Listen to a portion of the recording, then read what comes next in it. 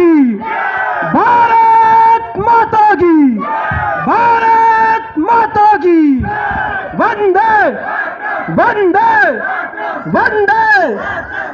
मुझे आपकी देशभक्ति का जुनून देखना है कि आज आप में कितना देशभक्ति का जुनून है। बुजुर्गों से यह निवेदन है, मेरे प्रधान अध्यापकों से यह निवेदन है कि आप अपनी तालियों से मुझे आशीर्वाद देते रहें, और मेरी जो युवा शक्ति यहाँ पर उपस्थित है उनसे यह विनती है कि वो मेरा सहयोग करें। कविता इस प्रकार है कि यूं ही नहीं मिली हमें आजादी, कि यूं ही नहीं मिली हमें आजादी, उन दरिंदों और शैतानों से इसका मोल चुकाया है शहीदों ने अपने ही बलिदानों से। वे रक्त का अंतिम कतरा, वे रक्त का अंतिम कतरा राष्ट्र के नाम कर गए, मगर देश को उन दरिंदों के हाथों से बचा गए, देश को उन दरिंदों के हाथों से बचा गए, देश को उन दरिंदों के हाथों से बचा गए। आजादी का पहला जब स्वतंत्रता आंदोलन का बिगुल बजा, सन 1857 में जब पहला बिगुल बजा, तो हमें क्या पढ़ाया गया कि ये आज़ादी के लिए नहीं, ये तो भारत के विद्रोह का है। हमें विद्रोह की बात सिखाई गई। तो सुनिएगा क्या था पहला 1857 की क्रांति क्या थी। 1857 में पहला बिगुल बजा था आजादी का, 1857 में पहला बिगुल बजा था आजादी का, हिंदुस्तान की आजादी का और गोरों की बर्बादी का, और गोरों की बर्बादी का। जब पोरश दिखा दिया वीरों ने अपनी जाबाजी का, तब तख्त डगमगा गया था अंग्रेजों की शहजादी का, तब तख्त डगमगा गया था अंग्रेजों की शहजादी का। किसने प्रारंभ की थी इस 1857 की क्रांति को?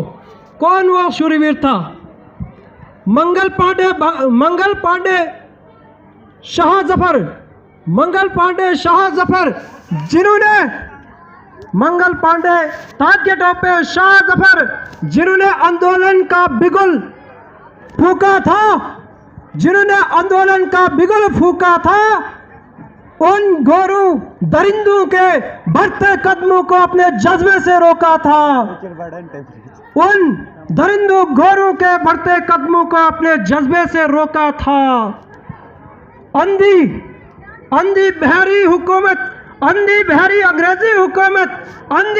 अंग्रेजी हुकूमत को जागोशों से नोका था, और आजादी के लिए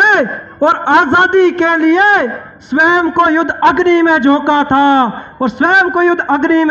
था, जब अंग्रेजों की यहाँ पर कामयाबी नहीं हुई तो अंग्रेजों ने एक चाल चली, ऐसी चाल चली, उन्होंने ये सोचा, उन्होंने झांसी पर आक्रमण किया और यह सोचा कि इस राज्य का उत्तराधिकारी कोई पुरुष नहीं है, एक महिला है, और हम आसानी से इस राज्य को हड़प सकते हैं और राज कर सकते हैं।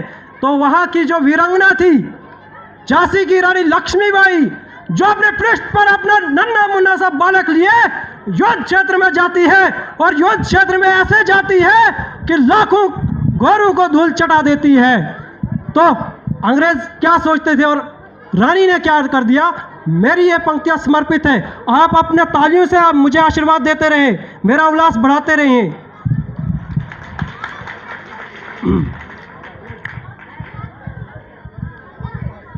छिप छिप कर गोरों ने वार किया था झांसी पर, छिप कर गोरों ने वार किया था झांसी पर, सोचा था आसानी से लटका देंगे रानी को फांसी पर, सोचा था आसानी से लटका देंगे रानी को फांसी पर शायद उनको यह खबर नहीं थी, पर शायद उनको यह ज्ञात नहीं था कि भारत की विधवा भी हमारे गले में पट्टा डालेगी।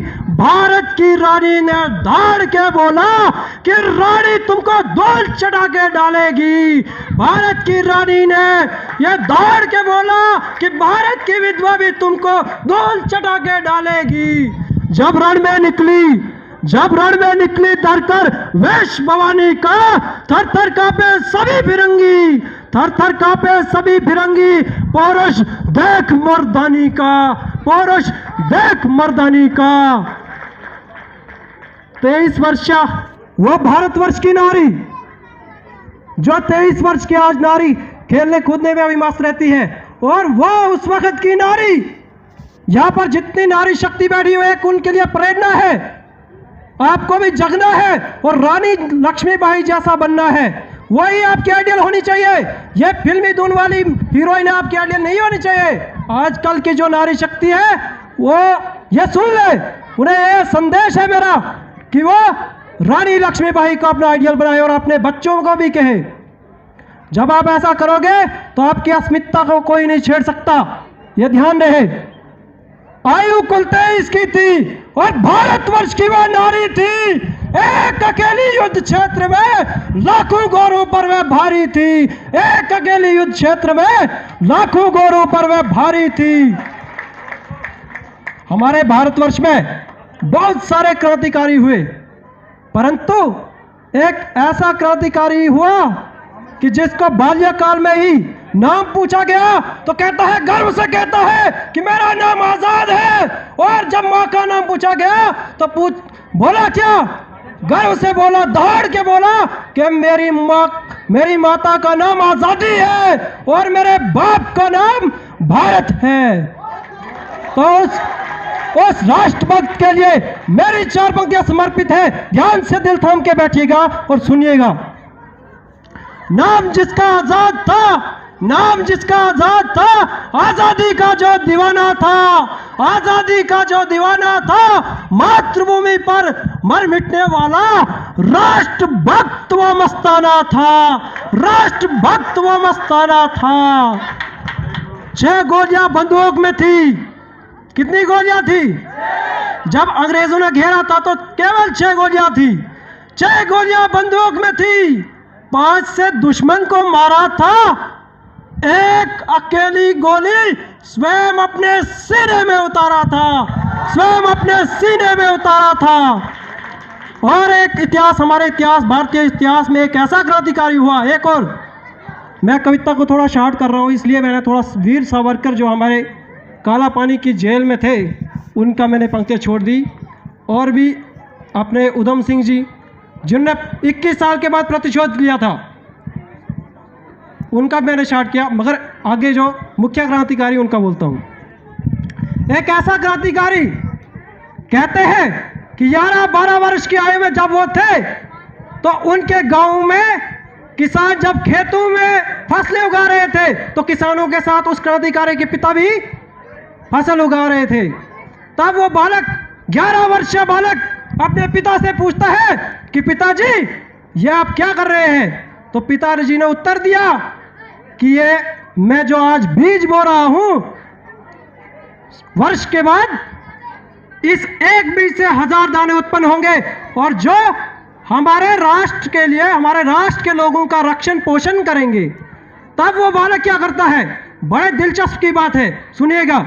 तब वह बालक घर जाता और घर से एक बंदूक लेके आता है और अपने खेतों में आकर जमीन में उस बंदूक को गाड़ देता है। और जब उसका पिता उससे पूछता है कि बेटा ये तुम क्या कर रहे हो, तो बेटा बोलता है कि पिताजी मैं बंदूक बो रहा हूं, इसलिए गाड़ रहा हूं इसको कि आने वाले भविष्य में इस एक बंदूक से 1000 बंदूकें पैदा हो, 1000 बंदूकें उत्पन्न हो और हम इन घोरों को, इन अत्याचारों को अपने देश से भगाएं और अपने अपनी मां भारती को उन पापियों से मुक्त करें। सुनिएगा 4 पंक्तियां। 12 वर्ष की आयु में जिसने खेतों में बोई गोली थी, 12 वर्ष की आयु में जिसने खेतों में बोई गोली थी, जेल की सलाखों के पीछे भी जिसके हृदय में इनकलाब की बोली थी, नाम उसका भगत सिंह था, नाम उसका भगत सिंह था। और संग में नौजवान सभा की टोली थी। क्षमा कीजिए, 5 मिनट, केवल 5 मिनट।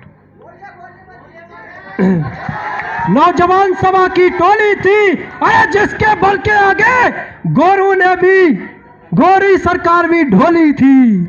और मां से क्या कहता है? जब उन्हें फांसी लगने वाली होती है तो मां से कहता है कि मां मुझे तुम्हें आदेश देने का कोई अधिकार नहीं, पर मेरी शहादत पर मेरी मां आंसू बहाए, यह मुझको कतई स्वीकार नहीं, यह मुझको कतई स्वीकार नहीं। बहुत बहुत आभार व्यक्त करता हूं आपका। यह मुझको बिल्कुल कतई स्वीकार नहीं। यदि मां तुमने मेरी शहादत पर आंसू बहाए तो मैं शहीद होने को बिल्कुल तैयार नहीं, तो मैं शहीद होने के लिए बिल्कुल तैयार नहीं।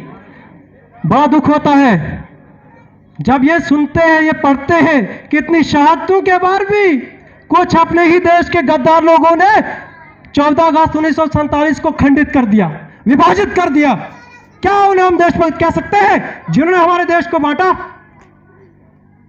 हम ये समझते हैं कि हमें 15 अगस्त को आज़ादी हुई, बिल्कुल झूठ है मेरे हिसाब से, क्योंकि हमें आज़ादी नहीं हुई।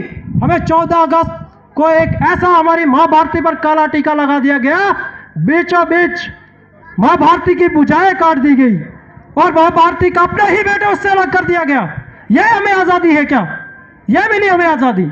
हम अभी आज़ाद नहीं है। मैं युवा शक्ति से निवेदन कर रहा हूं, हम अभी आज़ाद नहीं है। हमें अभी विश्राम नहीं करना है। हमें जब तक मां भारती अखंडता के सिंहासन पर विराजमान नहीं होती तब तक मैं नहीं मानता कि मेरा